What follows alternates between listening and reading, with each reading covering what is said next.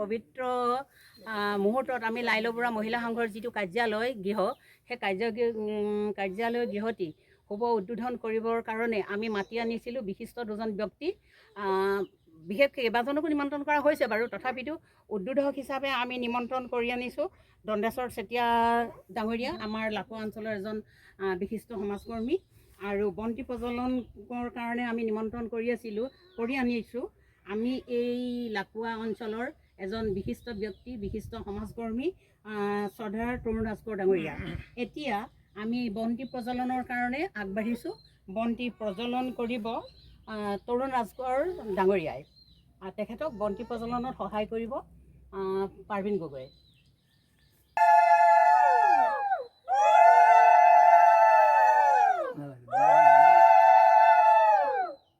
শুভম কল্যাণম আৰোগ্যম ধন সম্পদম।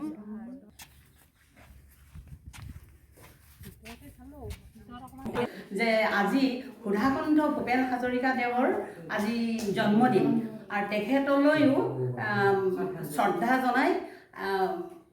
জনাইছোঁ। আৰু এতিয়া মই কাৰ্যসূচী অনুযায়ী কাৰ্যসূচীখন যিহেতুকে সম্পাদিকাই মোৰ হাতত অৰ্পণ কৰিছে, মই এতিয়া কাৰ্যসূচীখন আপোনালোক সকলোৰে অৱগত কৰিব বিচাৰিছোঁ, পাঠ কৰিব বিচাৰিছোঁ। এতিয়া প্ৰথম আমাৰ দুটা হৈয়ে গ'ল, বন্তি প্ৰজ্বলন আৰু হেৰি কৰা ফিতাকাটি উদ্বোধন কৰাটো হৈ গ'ল। এতিয়া আহিলে আৰু আমাৰ সভাপতি আসন গ্ৰহণ হ'ল, বিশিষ্ট অতিথিসকলৰ আসন গ্ৰহণো ইতিমধ্যে হৈ গৈছে, সম্বৰ্ধনা অনুষ্ঠানো আমাৰ ইতিমধ্যে হৈ গ'ল। এতিয়া আহিব আমাৰ উদ্বোধনী গীত। যিহেতুকে আজি ডক্টৰ ভূপেন হাজৰিকা ডাঙৰীয়াৰ আজি জন্মদিন, গতিকে তেখেতৰ এটা কালজয়ী গীত মানুহে মানুহৰ বাবে আমি সকলোৱে একেলগে পৰিৱেশন কৰিম বুলি, গাম বুলি আমি আগবাঢ়িছোঁ। আমাৰ মহিলাসকলক বা শিল্পীসকলক সকলোকে উপস্থিত সকলোকে থিয় হৈ গীতটি পৰিৱেশন কৰিবৰ কাৰণে অনুৰোধ জনালোঁ। মানুহে মানুহৰ বাবে যদিহে অকণো নেভাবে, অকণি সহানুভূতিৰে ভাবিব কোনেনো কোৱা সমনীয়া। মানুহে মানুহৰ বাবে, মানুহে মানুহক বেচিব খুজি, মানুহে মানুহক কিনিব খুজি, মানুহে মানুহক বেচিব খুজি, মানুহে মানুহক কিনিব খুজি। পুৰণি ইতিহাস দোহাৰিলে ভুল নহ'ব কোৱা সমনীয়া। মানুহে মানুহৰ বাবে যদিহে অকণো নেভাবে, অকণি সহানুভূতিৰে ভাবিব কোনেনো কোৱা সমনীয়া।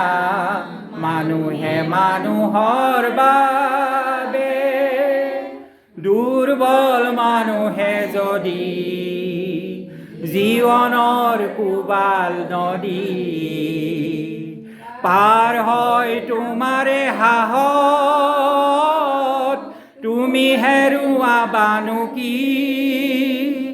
দুৰ্বল মানুহে যদি জীৱনৰ কোবাল নদী পাৰ হয় তোমাৰে সাহত, তুমি হেৰুৱাবানো কি?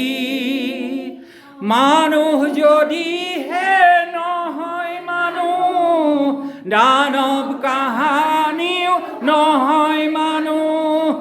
মানুহ যদিহে নহয় মানুহ, দানৱ কাহানিও নহয় মানুহ। যদি দানৱ কাহানি বা হয় মানুহ, লাজ পাব কোনেনো কোৱা সমনীয়া। মানুহে মানুহৰ বাবে যদিহে অকণো নেভাবে, অকণি সহানুভূতিৰে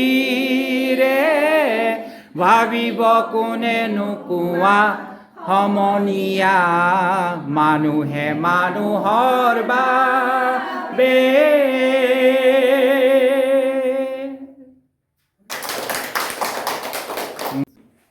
এই অঞ্চলত এটা নতুন দিশ উন্মোচন হৈছে। এই দিশটো অতি তাৎপৰ্যপূৰ্ণ।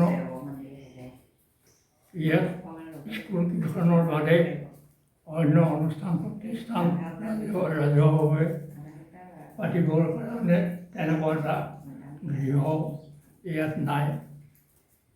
কিন্তু এই ঘৰটি সৰু হ'লেও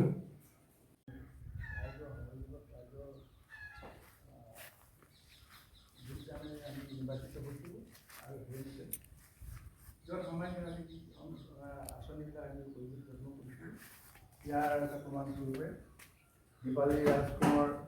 দীপালী গগৈ ৰাজকোঁৱৰ ডাঙৰীয়ানীয়ে এই গৃহটি আমাৰ এই অঞ্চলৰ মহিলাসকলৰ বাবে আঁচনি গ্ৰহণ কৰি আজি ৰূপায়ণ সম্পূৰ্ণ নিৰ্মাণ কৰিলে আৰু আজি শুভ উদ্বোধন হ'ল। কাম কৰিবই লাগিব আমি যিয়ে নকৰোঁ। আৰু এতিয়া এই ঘৰটো যে বনালে খুব ভাল লাগিছে। বাইদেৱে যেনেকৈ কামটো কৰিলে, চৰকাৰী আঁচনিবিলাক আহে, আমি বোলো কামবোৰ কিন্তু ফলপ্ৰসূভাৱে আমাৰ হোৱা দেখা নাযায়। য'তে ত'তে দেখোঁ নহয় আধাখনীয়া হৈ থাকে। সেইটো যে হোৱা নাই, বাইদেউ যে কৰিলে ইমান আৰু সেইটো শলাগিবলগীয়াই কথা। আপুনি বঢ়ায়ো দিছে, সেইটো ডাঙৰ কথা। আৰু লগতে সেই ৰদকেইডালৰ কথা আপুনি সেই তেতিয়াই উল্লেখ কৰালে ভাল আছিলে নেকি তাত প্ৰথম মিটিং। কাৰণ এনেকুৱাবিলাক দেখিছোঁ নহয়, আমাৰ স্কুল ঘৰবিলাক দেখিছোঁ নহয় ভাঙি পেলাই কোনোবাই থাকে নহয় তেনেকুৱা উদণ্ড ল'ৰা ছোৱালী। আমি চোৰ ডকাইত বুলিও নকওঁ, ফূৰ্তিতেও কেতিয়াবা কৰে। সেইটো আপোনালোকে কিবা কিবি বস্তু ইয়াত যদি সংৰক্ষণ কৰি থৈও তেতিয়া কিন্তু চিন্তাৰ বিষয় এটা আছে। সেইটো এটা কথা থাকি গ'ল। আৰু আপোনালোকে এইটো সৎ ব্যৱহাৰ কৰিব। যিহেতু স্বাধীনভাৱে নিজাকৈ এটা ঘৰ পালে, বিভিন্ন ধৰণে আপোনালোকে কৰিব পাৰে। গোটবিলাকৰ যিবিলাক উন্নয়নৰ কাম আছে, কিবা দিহানাম গোৱাটো বেলেগ কথা, অন্য কাম যিবিলাক কৰে আপোনালোকে সেইবোৰ কাম লগ লাগি কৰিলে খুব ধুনীয়াকৈ কৰিলে কামবোৰ কিন্তু বৰ ভাল হয়। আমি মনটো ভালকৈ ৰাখি উদ্দেশ্যটো আগত ৰাখি কামবোৰ কৰিলে মনটো সফল হ'ব। বাইদেৱে যেনেকৈ কামটো কৰি দিলে সেই তেনেধৰণে আপোনালোকে কৰিলে ভাল হ'ব, ভাল লাগিব। আৰু নোৱাৰা কথা নাই, ইচ্ছাটোহে আচল কথা। হেৰি জনালে তাৰ কাৰণে মই বহুত সুখী। আমি সেইখিনি সঁচাই কৰিব লাগে, আমি হয় নাই, আগবাঢ়ি যাব লাগে। এটা অনুষ্ঠান পাতিব লাগে বুলি আমাৰ সঞ্জীৱ বাইলুঙে কৈছে, সেইটো পাতিম কি এতিয়া 14 নৱেম্বৰৰ দিনা শিশু দিৱস, সেইদিনা কিবা এটা অনুষ্ঠিতকৈ কৰিলে বেয়া হ'ব নেকি? অঁ, সৰু ল'ৰা ছোৱালীখিনি খেলা ধূলা অলপ কৰি হয় নাই, সেইটোকে কৰিবলৈ আমি অলপমান ভাবিব লাগিব, আলোচনা কৰিব লাগিব আটাইখিনি গোটেইটো। পিছত আমাৰ পলাশ ৰাজকোঁৱৰে ধৰক এই মাটিডোখৰ তেওঁ দান দিলে গৃহটি নিৰ্মাণ কৰিবৰ কাৰণে। আৰু তেনেকৈ আমি ঘৰটোৰ নিৰ্মাণ ইতিমধ্যে হৈ গ'ল। এতিয়া উপৰোক্ত বক্তাসকলে ইতিমধ্যে কৈ গৈছে যে ঘৰটো হোৱাৰ পৰা মহিলাসকলৰ মানে কি কি সুবিধা হ'ব, তেওঁলোকে সকলোখিনি কাম কৰিবলৈ সুবিধা পাব। আৰু বিশেষকৈ নকওঁ আৰু কিনো ক'ম, কৈয়ে গ'ল আপোনালোকে।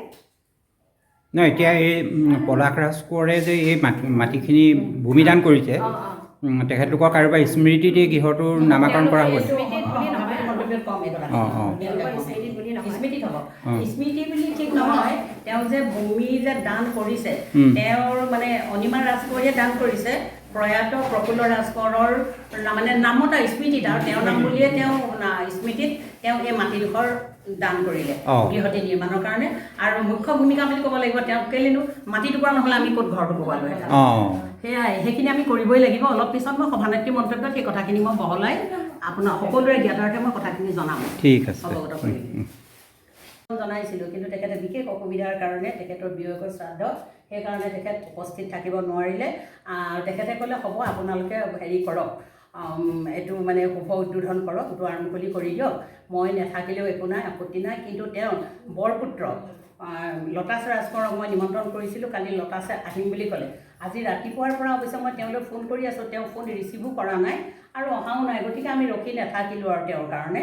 আমি এতিয়া এই মুহূৰ্তত বা এই পবিত্ৰ ক্ষণতে আমি অনিমা ৰাজকোঁৱৰীক তেওঁ স্বামীৰ নামত যি মাটিকণ দান দিলে, আজিৰ দিনত মাটিৰ মূল্য কেনেকুৱা, তথাপিতো তেনেকুৱা ক্ষেত্ৰতো যেতিয়া তেওঁ এই মাটিখন দান দিছে তেখেতক আমি প্ৰশংসা কৰিবই লাগিব, তেখেতক আমি ধন্যবাদ জনাবই লাগিব। আৰু ইতিমধ্যে আমাৰ চেতিয়া ছাৰে আৰু সঞ্জীৱ বাইদেউ আমাৰ কি কয় ৰাজকোঁৱৰ ডাঙৰীয়া এখেতলোকে কৈয়ে গ'ল। আপোনালোকেও জানে সিদিনা শুভাৰম্ভৰ দিনাখন আপোনালোক উপস্থিত আছিলে, তেতিয়া মানে BDO মহোদয়ো আছিলে, আমাৰ অভিযন্তা এজনো আছিলে, এনেকৈ বিশিষ্ট ব্যক্তিসকলো আছিলে। তেতিয়াই মই সভাত এইটো উল্লেখ কৰিলোঁ যে মোৰ ফালৰ পৰা যিহেতুকে ঘৰটো 16x18 সৰু হয়, গতিকে মই অকণমান ডাঙৰ কৰি দিম সেইটো। তেতিয়া BDO মহোদয়ে ইঞ্জিনিয়াৰজনক প্ৰশ্ন কৰিছে যে এখেতে এই বাইদেৱে ডাঙৰ কৰি দিম বুলি ক'লে ডাঙৰ কৰিব পাৰিব জানো, আমাৰ এষ্টিমেটত যেনেকৈ আছে ঘৰটো তেনেকৈহে বনাব পাৰিব। তেতিয়া ইঞ্জিনিয়াৰজনে ক'লে ছাৰ পাৰিব, কিন্তু আমি পইচা নিদিওঁ। তেতিয়া ক'লোঁ যে আপোনালোকৰ পৰা পইচা নহয়, মই মোৰ ফালৰ পৰা ব্যক্তিগত পইচা দিম, সেইখিনি 2 ফুট মানে 2x20 মানে 40 স্কুৱাৰ ফিট মোৰ ফালৰ পৰা মই আগবঢ়াই দিলোঁ। সিদিনাই মোক ৰাজকোঁৱৰ ডাঙৰীয়াই বহুত প্ৰশংসা কৰিছে। আৰু মোক মানে তেখেতক আমি যিখন বস্ত্ৰ মানে গামোচা পিন্ধাইছিলোঁ সেইখন আনি তেখেতে মোৰ ডিঙিত ওলমাই দিছে, কৈছে যে আজিলৈকে এনেকুৱা কাউন্সিলাৰ কিন্তু পোৱা নাই, নিজৰ পকেটৰ দিও ঘৰটো ডাঙৰ কৰিব বিচাৰে। তেতিয়া মই কৈছোঁ মোমাইদেউ, আৰু মোৰ যিহেতুকে শিক্ষাগুৰু হয় তেখেত, যে আপোনাৰ ডিঙিৰ গামোচাখন পিন্ধিবৰ মই যোগ্য নহয়, আপুনি নকৰিব এইখিনি। মই যোগ্যতা ইমান যোগ্যজন পোৱাগৈ নাই, কিন্তু তেখেতৰ অনুৰোধ ৰাখি তেখেতৰ কথা ৰাখি মই গামোচাখন সিদিনা পিন্ধিলোঁ। বাৰু যি কি নহওক, এতিয়া যে এই ৰ'দৰ কথাটো ওলাইছে, খিৰিকীত হয় খুবেই প্ৰয়োজন, আমিও ভাবোঁ, কিয়নো ইমানকৈ সলবলীয়াকৈ থাকিলে কেনেবাকৈ যদি খিৰিকীখন মেল খাই যায় মানুহে জাপ মাৰি চুৰেই সোমাব পাৰিব। কিন্তু এষ্টিমেটত থকা মতেহে আমি কামখিনি কৰিব পাৰোঁ। আমি এষ্টিমেটত থকা মতেই, এষ্টিমেটত খিৰিকীত ৰদ দিবলৈ নাই, মাত্ৰ কাঠৰ খিৰিকী দিবলৈ কৈছে। আৰু কৈছে যে এতিয়া এগৰাকীয়ে কৈ গ'ল অলপ আগতে পদ্মা চেতিয়া ডাঙৰীয়ানীয়ে যে ভেণ্টিলেটৰ নাইকিয়া। ভেণ্টিলেটৰ দিবলৈ হ'লে যিহেতুকে আমাক 2.5 লাখ টকা দিছে, সিদিনা শুভাৰম্ভৰ দিনাই পলাশ ৰাজকোঁৱৰে, ভূমিদাতা পলাশ ৰাজকোঁৱৰ অনিমা ৰাজকুঁৱৰীৰ পুতেক, তেওঁ মানে গোটেই 3জনে লগ লাগিহে মাটি টুকুৰা দিছে, মাক আৰু পুতেক 2জনে সৈতে আলোচনা কৰি। তেওঁ সিদিনা সভাখনত উপস্থিত আছিলে। তেতিয়া তেওঁ কৈছিলে যে 2.5 লাখ টকাৰে কেনেকৈ আপোনালোকে কামটো কৰিব পাৰিব। ইঞ্জিনিয়াৰে কৈছে যেনে তেনে টানি টুনি কৰিব লাগিব। আৰু তেতিয়া পলাশ ৰাজকোঁৱৰে কৈছে যে আমি 3 লাখ টকাৰে সেই নৱজ্যোতি ক্লাব ঘৰটো আমাৰ মানে ইমান টনাটনি হৈ গ'ল, যেনে তেনেহে আমি সেইটো বনালোঁ। সেই ঘৰটো ইয়াতকৈ সৰুহে। তেওঁ তাকেই ক'লে যে এইটো মানে 18x20 কেনেকৈ পাৰিব 2.5 লাখ টকা, সেইটো সম্ভৱেই নহয়। বাৰু যি কি নহওক বোলো কৰোঁ আৰু চেষ্টা কৰোঁচোন, নিশ্চয় বনিব। যদি ভগৱানৰ যদি আশীৰ্বাদ, ৰাইজৰ যদি সৎ মানে হেৰি থাকে, আশীৰ্বাদ থাকে, নিশ্চয় হ'ব। অসমৰ সুৱদি মাত, পৃথিৱীৰ ক'তো বিচাৰি জনমটো নোপোৱা কৰিলেও পাত। অ' মোৰ উপজা ঠাই, অ' মোৰ অসমীয়াই, চাই লওঁ তোমাৰ মুখনি এবাৰ, হেঁপাহ মোৰ পলোৱা নাই।